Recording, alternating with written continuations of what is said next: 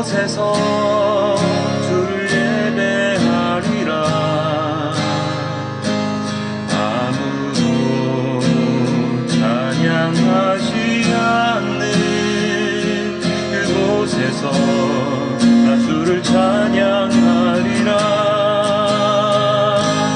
누구도 헌신하지 않는 그곳에서 주께 헌신하리라.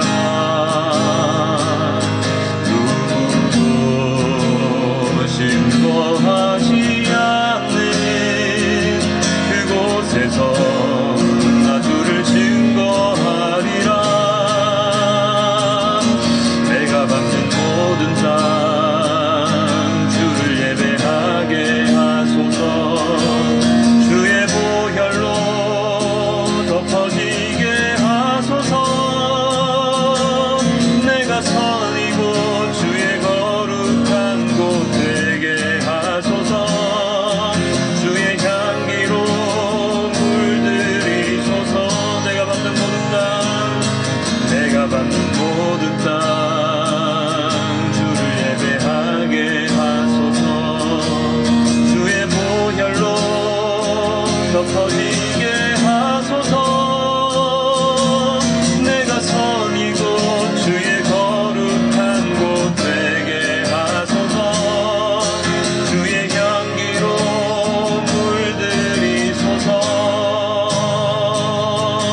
우리 한 번 더 고백합니다. 아무 예배하지 않는 그곳에서, 아무도 예배하지 않는 그곳에서 주를 예배하리라. 아무도 찬양하지 않는 그곳에서 나 주를 찬양하리라. 누구도 헌신하지 않는 그곳에서 주께 헌신하리라. 누구도 증거하지 않는 그곳에서 나 주를 증거하리라. 내가 받는 모든 땅 주를 예배하게 하소서. 주의 보혈로 덮어지게 하소서. 내가 선이고 주의 거룩한 곳 되게 하소서. 주의 향기로 물들이소서. 내가 받는 모든 땅 주를 예배하게 하소서. 주의 보혈로 덮어지게 하소서. 내가 선이고 주의 거룩한 곳 되게 하소서. 주의 향기로 물들이소서. 내가 받는 모든 땅, 내가 받는 모든 땅 주를 예배하게 하소서. 주의 보혈로 덮어지게 하소서. 내가 선이고 주의 거룩한 곳 되게 하소서. 주의 향기로 물들이소서.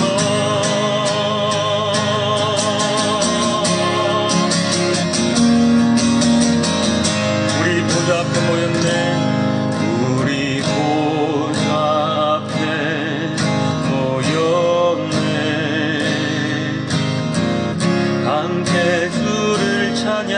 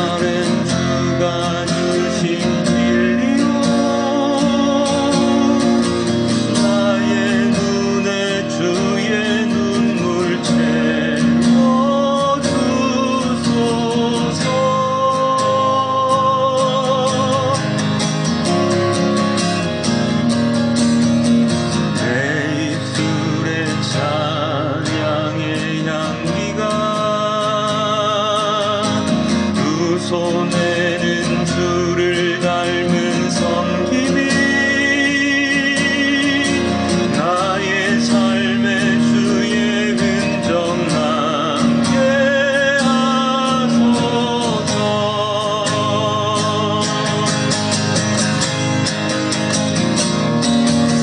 하나님의 사랑이 영원히 함께하리. 십자가의 길을 걷는 자에게, 순교자의 삶을 사는 이에게,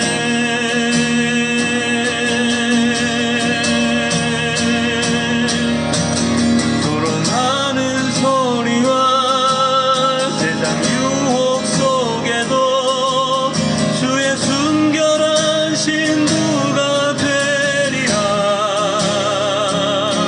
내 생명 주님께 드리리. 내 마음의 주를 향한, 내 마음의 주를 향한 사랑이 나의 말엔 주가 주신 진리요, 나의 눈에 주의 눈물 채워주소서.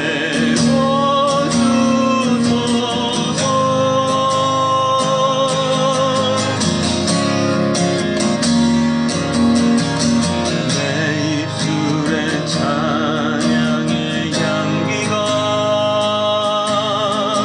두 손에는 주를 닮은 섬김이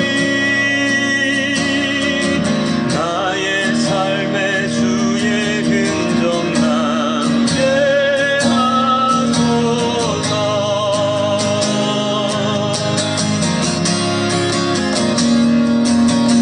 하나님의 사랑이 영원히 함께하리. 십자가의 길을 걷는 자에게, 순교자의 삶을 사는 이에게,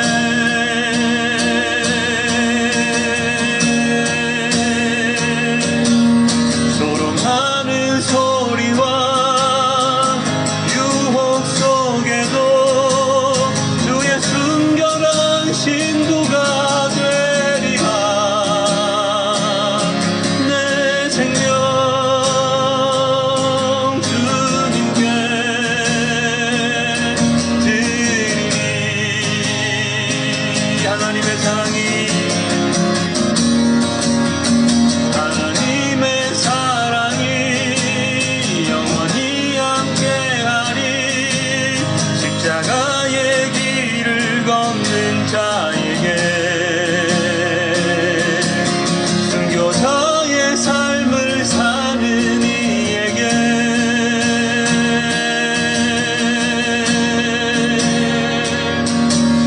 조롱하는 소리와 세상 유혹 속에도 주의 순결한 신부가 되리라. 내 생명 주님께 드리리.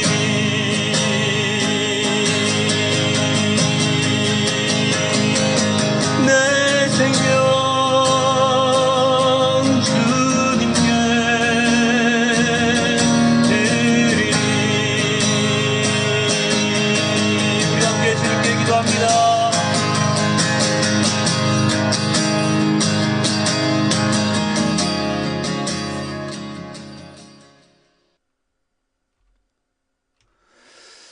자, 오늘의 말씀 제목은 너희는 서로 사랑하여라 입니다. 아주 상투적인 말씀인 듯 합니다. 오늘은 오늘의 말씀이 너희는 서로 사랑하여라. 하나님은 사랑이시라 라는 말에서 알 수 있듯이 사랑은 하나님을 믿는 자들에게서 뗄래야 뗄 수 없는 것입니다. 그렇기에 너희는 서로 사랑하여라 하는 말씀은 하나님의 그 본질적인 모습, 그것을 온전히 우리에게 드러내시는 하나님의 모든 것을 우리에게 말씀하시는 것과 똑같겠지요. 너희는 서로 사랑하여라. 그런데 왜 이런 말씀을 우리에게 주실까요? 우리가 흔히 그런 말들을 참 많이 합니다. 잘하고 있으면 거기에 대해서 말을 하지 않습니다. 토를 달지 않습니다. 잘 못하는 것에 대해서 그것을 계속해서 강조해서 말을 하죠. 가령 예를 들면 방청소를 잘 안 하고 생활이 똑바른 아이에게는 방청소를 해라, 뭐 해라 라고 말하지 않습니다. 그러나 그렇지 못한 아이에게, 즉 방청소도 잘 안 하고 말 잘 안 듣는 아이들에게는 방청소 해라, 뭐 해라 자꾸 이야기를 합니다. 한 번 이야기해서는 안 고쳐지니까 또 이야기하고 또 이야기합니다.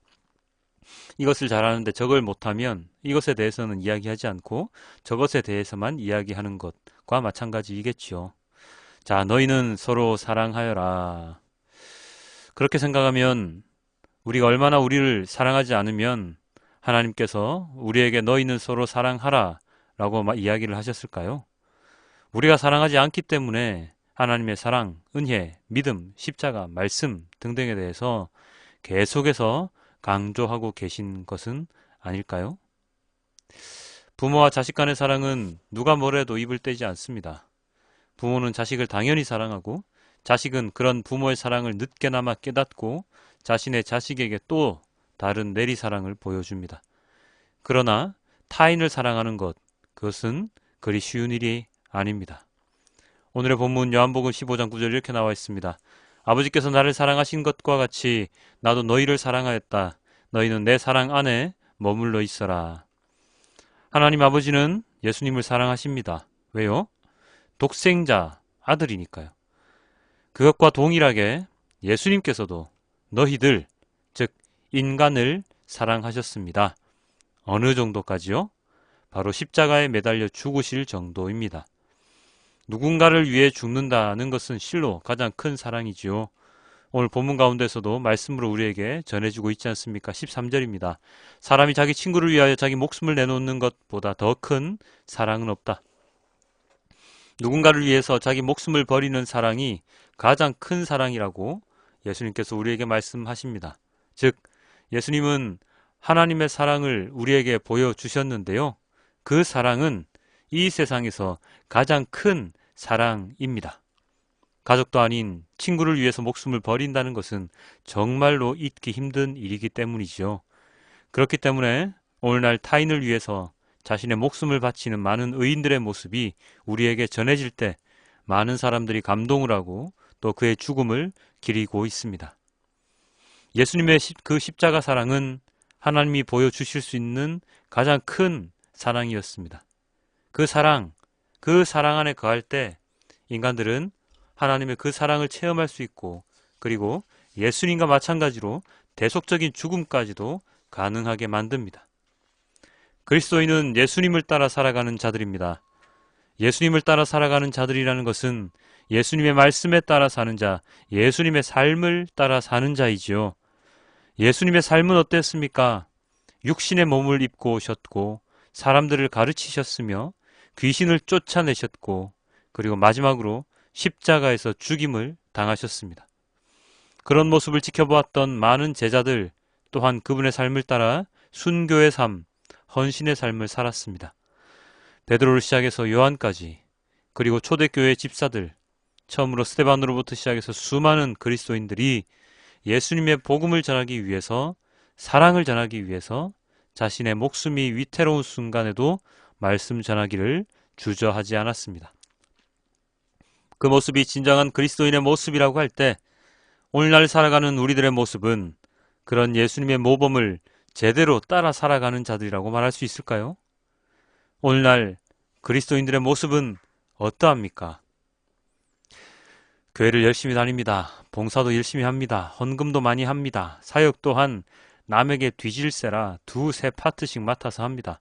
그렇게 하면서 신앙 생활을 하고 있는데 그 가운데 가장 중요한 오늘 말씀의 제목인 너희는 서로 사랑하여라 하는 말씀은 우리가 제대로 따르고 살아가고 있을까요? 자기 목숨까지도 버릴 각오로 신앙 생활을 하고 있을까요? 그렇지 못한 것 같습니다. 오늘 본문 가운데 사도행전 본문은 이방사역의 첫 걸음을 뗀 그 베드로의 이야기, 고넬료 집안 사람들의 이야기 중에 일부인데요. 베드로가 환상을 봅니다. 하늘에서 내려오는 보자기 환상입니다. 거기에는 먹으면 안 되는 짐승, 동물들이 가득 담겨 있었는데 그것을 먹으라는 명령을 받습니다. 베드로는 3번이나 거절을 하였지만 그 뒤에 그것에 대한 의미를 깨닫게 되는 데는 많은 시간이 들지 않았습니다. 이탈리아 부대장인 로마의 부대장인 고넬료 집에 찾아가서 그들에게 임하는 성령을 체험하고 그들에게 세례를 베품으로써 그 당시 이방인들에게 주지 못하는 세례의 첫 발걸음을 떼게 됩니다. 성령 하나님이 그들 가운데 임하시는 것, 방언을 하고 하나님을 찬양하는 모습, 그것을 보면서 자신이 해야 할 일에 대하여 명확하게 인식을 하고 그 길로 예루살렘에 돌아가서 그를 질책하는 자들에게 그간의 일을 설명했을 때 아무도 그의 행동에 대하여 그 다음에는 반박을 하지 못했습니다. 그런데 그 모습 가운데 좀 인상적인 구절이 있는데요. 오늘 본문에는 없지만 오늘 본문 앞부분에 고넬료 집안 사람과의 만남 속에 이런 구절이 담겨 있습니다. 사도행전 10장 25절에서 26절인데 이렇게 되어 있습니다. 베드로가 들어오니 마중 나와서 그의 발 앞에 엎드려서 절을 하였다. 그러자 베드로는 일어나십시오. 나도 역시 사람입니다. 하고 말하면서 그를 일으켜 세웠다. 어떤 이야기냐면요. 고넬료가 베드로를 초청해서 베드로가 그 집에 들어올 때 그 고넬료는 베드로에게 엎드려서 절을 합니다. 왜요? 천사가 보낸 자, 하나님께서 보낸 자이기 때문입니다. 바로 하나님의 사람이었기 때문이지요. 그런데 그런 고넬료를 바라보면서 베드로는 무엇이라고 말합니까? 일어나십시오. 나도 역시 사람입니다. 무슨 뜻입니까? 나는 당신에게 그렇게 절을 받을 위치에 있는 사람이 아닙니다. 나도 당신과 똑같은 사람입니다. 라는 뜻이지요. 어떻게 보면 참 당연한 말인데 이 말이 참으로 대단한 이유는 당시 유대인들은 이방인을 사람 취급하지 않았기 때문이며 그리고 하나님 사람이라면 특히 예수님을 직접 보필했던 사람이라면 예수님을 따르려는 사람들에게는 정말로 저 높이 있는 사람으로 인식될 수 있기 때문이지요. 그런데 그 모든 것을 다 내려놓고 베드로가 이야기를 한 것이기 때문에 참으로 대단한 겁니다. 이 구절을 제가 갑자기 가지고 온 이유가 무엇이겠습니까? 바로 오늘날 교회에서 벌어지고 있는 많은 일들이 이런 베드로의 모습과는 너무나도 다르기 때문입니다. 베드로가 고넬료 집에 가서 세례를 베풀고 그들이 하나님의 사람임을 인정합니다. 그는 권위의식은 전혀 없었으며 하나님이 하라고 한 모든 것에 그대로 순종하였습니다. 그래서 이방인이었던 고넬료 집안 사람들 또한 하나님의 사람으로 인정될 수 있었고 너희는 서로 사랑하라 라고 말씀하신 예수님의 그 말씀을 베드로는 온전히 수행할 수 있었습니다. 사랑하지 않았다면, 예수님의 말씀에 순종하지 않았다면 이방인이라 업신여기고 하나님 전 이 사람들에게 갈 수 없습니다 라고 거부하였다면, 하나님의 사랑을 전하는 것을 거부하였다면 어떻게 되었겠습니까? 사랑하는 성도 여러분, 오늘날 교회에서 벌어지고 있는 많은 일들은 바로 이 하나님의 사랑을 전하는 자로서의 모습, 인물을 가진 자의 모습이 아닙니다. 무슨 말입니까? 누군가를 우상시하고 누군가를 질투하며 누군가를 통하여 자신의 이익을 취하려고 하고 누군가를 통하여 내가 잘 되려고 하는 모습이 가득한 것이 오늘날의 교회의 모습입니다. 너희는 서로 사랑하여라 라고 말씀하신 그 말씀을 온전히 따랐다면 오늘날 사회가 이렇게까지 악해질 수 없습니다. 제가 입버릇처럼 하는 말이 있는데요. 이 땅에 그리스도인들이 온전히 하나님 말씀을 따라 충실히 살아간다면 오늘날 이 땅에서 벌어지는 많은 일들은 일어나지 않았을 것이라는 말입니다. 우리나라 인구의 20% 정도가 그리스도인이라고 얘기를 하는데, 교회를 다닌다고 얘기를 하는데, 그들이 만약에 하나님 말씀에 충실한 자들이었다면, 아니 20%가 아니라 10%만이라도 말씀에 충성된 그리스도인이었다면 이 나라가 이렇게까지 피폐해지지는 않았을 것입니다. 그 옛날 베드로와 바울이 사역하던 그 시대, 그리스도인의 숫자가 얼마나 되었겠습니까? 지금 우리나라에서 믿는 사람보다 많았을까요? 그렇지 않겠지요. 아주 소수였을 것입니다. 그래서 로마의 억압에 피신을 다니고 고향을 등지고 흩어질 수밖에 없는 신세가 되었지요. 그러나 그들은 이 하나님의 말씀을 온전히 수행하면서 자신들이 있는 공간에서 말씀을 전하고 그리스도인으로서의 삶의 모습을 온전히 보여줌으로써 하나님을 믿지 않던 자들이 하나님께로 돌아올 수 있도록 통로의 역할을 하였습니다. 오늘날의 그리스도인들이 과연 그런 통로의 역할을 제대로 하고 있을까요?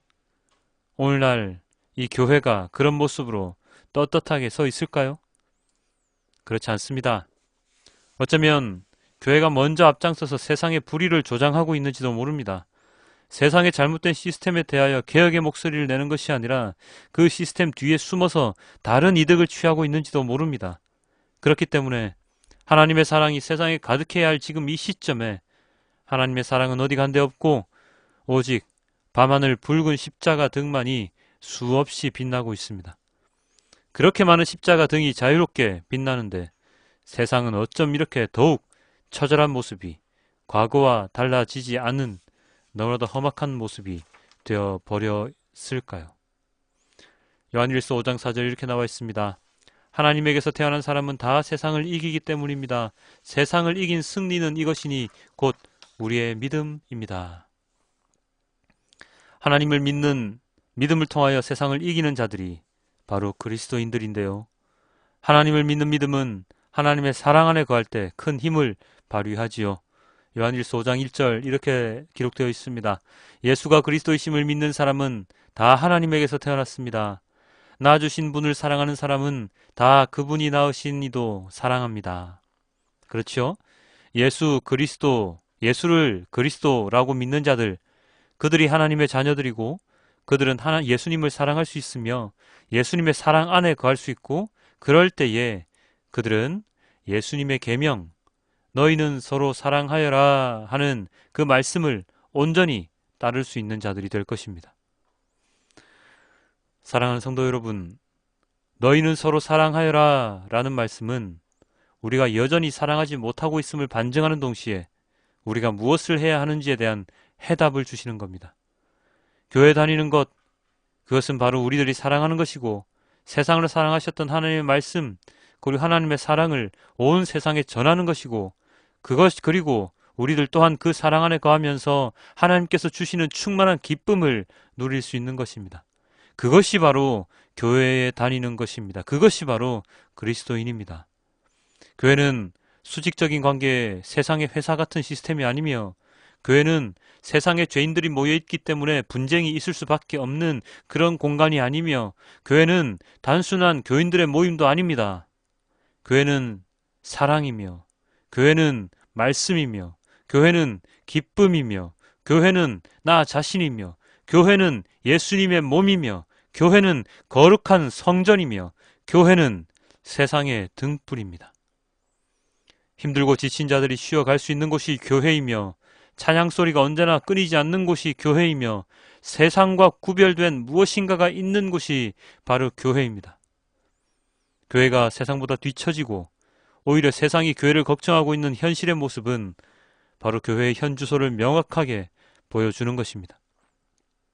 교회는 세상의 사랑을 전하는 곳인데 교회가 세상의 지탄을 받고 있습니다. 너희는 서로 사랑하여라 하셨는데 서로 잘못된 전통을 답습하면서 그것이 가장 중요하고 불변하는 것이냐 그렇게 믿고 있습니다. 하나님께서 부르셔야만 올 수 있는 교회인데 내가 직접 내 발로 찾아가는 교회가 되어버렸고 하나님이 주신 믿음이 아니라 내가 믿는 믿음을 제시하는 곳이 교회가 되어버렸습니다. 이를 어찌해야 하겠습니까? 사랑하는 성도 여러분, 너희는 서로 사랑하여라 라고 말씀하신 주님의 말씀을 이제 회복해야 할 때입니다.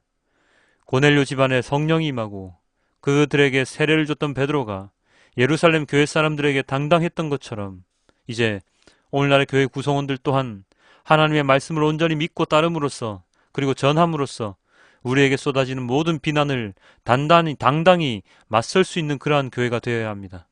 우리가 당당하지 못하니 세상과의 싸움에서 승리할 수 없는데 세상과의 싸움에서 승리하지 못한다는 것은 하나님께서 우리 안에 함께 하시지 않는다는 이유이겠지요. 하나님은 말씀하셨지 않습니까? 요한일서 5장 4절 아까도 봤지요. 하나님에게서 태어난 사람은 다 세상을 이기기 때문입니다. 세상을 이긴 승리는 이것이니 곧 우리의 믿음입니다. 사랑하는 성도 여러분, 온전한 믿음을 위하여 기도하십시오. 예배하십시오. 내가 나의 의지로 믿는 믿음이 아니라 하나님께로부터 난 믿음, 하나님께서 주신 믿음으로 신앙생활을 할 수 있도록 붙잡으십시오. 세상의 시스템을 뚫고 잘못된 모든 것을 개혁할 수 있는 그리스도인이 되십시오. 세상에 순종하는 인간에게 순종하는 그리스도인이 아니라 하나님의 말씀에 순종하는 그리스도인이 되어서 세상과의 싸움에서 승리하는 자가 되십시오. 자신의 목숨까지도 버릴 수 있는 용기 있는 큰 사랑을 가진 그리스도인이 되십시오. 죽음이 두려워서 불의와 타협하고 하나님의 말씀이 아닌 일개 개인의 설교에 환호하면서 신앙하는 자가 되면 안 됩니다. 빌립이 에디오피아 내시에게 자신의 생각을 전했습니까? 아닙니다. 스데반 집사가 자기 생각을 전하면서 돌에 맞아서 순교했습니까? 아닙니다. 바울이 하나님의 말씀이 아닌 다른 말씀을 사람들에게 전하면서 전도여행을 다녔습니까? 아닙니다. 그들이 전한 것은 오직 말씀, 오직 복음밖에 없었습니다. 그리고 그것만으로도 충분했습니다. 그것만으로도 하나님을 믿지 않던 자들이 하나님에게로 돌아오기에 충분했습니다. 그 이상의 것도 그 이하의 것도 필요 없지요. 딱 그것만 인식하고 하나님 말씀에 충실한 자를 하나님은 찾고 계십니다. 요한복음 15장 12절 이렇게 나와 있습니다. 내 계명은 이것이다. 내가 너희를 사랑한 것과 같이 너희도 서로 사랑하여라. 예수님이 찾으시는 자, 하나님이 찾으시는 자, 예수님의 계명을 지키는 자, 하나님의 말씀을 따르는 온전한 그리스도인, 바로 그가 내가 될 수 있도록 이번 한 주간도 세상이 아닌 하나님의 말씀에 집중하는 우리 모두가 되길 소망합니다. 하나님은 사랑이십니다. 그 사랑을 온전히 전하는, 함께 사랑하는 자로서 이번 한 주간을 살아갈 수 있도록 온 마음과 몸을 다하여 주님께 기도드리는 우리 모두가 되길 간절히 소망합니다. 기도하겠습니다. 아버지 하나님, 너무나도 감사합니다. 아버지 하나님께서 저에게 주신 이 말씀을 우리는 잊지 않아야 함에도 불구하고 잊으면서, 하나님 말씀을 잊으면서 살아갈 때가 너무나도 많지요. 아버지 하나님, 긴 연휴 동안 하나님 아버지를 생각하기보다 어떻게 놀 것인가, 어떻게 쉴 것인가에 더 집중하고 있는 사람들이 많이 있습니다. 그 가운데서 하나님께서 주시는 마음을 아버지 하나님, 우리 모두가 깨닫게 하여 주시고, 주님께서 주신 이 말씀을 깨닫게 하여 주시고, 입으로만 머리로만 외우는 말씀, 성경이 아니라 우리가 직접 실천하는, 진짜로 아는 자가 될 수 있도록 아버지 하나님, 저희의 모든 삶을 붙들어 주십시오. 아버지 하나님, 서로 사랑하기를 원하옵니다. 서로 사랑하여서 원수까지도 용서하여 줄 수 있는 진정한 용기 있는 자가 되기를 원하옵니다. 그런 자로서 살아갈 수 있도록 주님의 말씀을 언제나 묵상하는 자가 될 수 있도록 인도하여 주시옵소서. 아버지 하나님, 너무나도 감사합니다. 이 모든 말씀 우리 주 예수 그리스도 이름으로 기도드렸습니다. 아멘.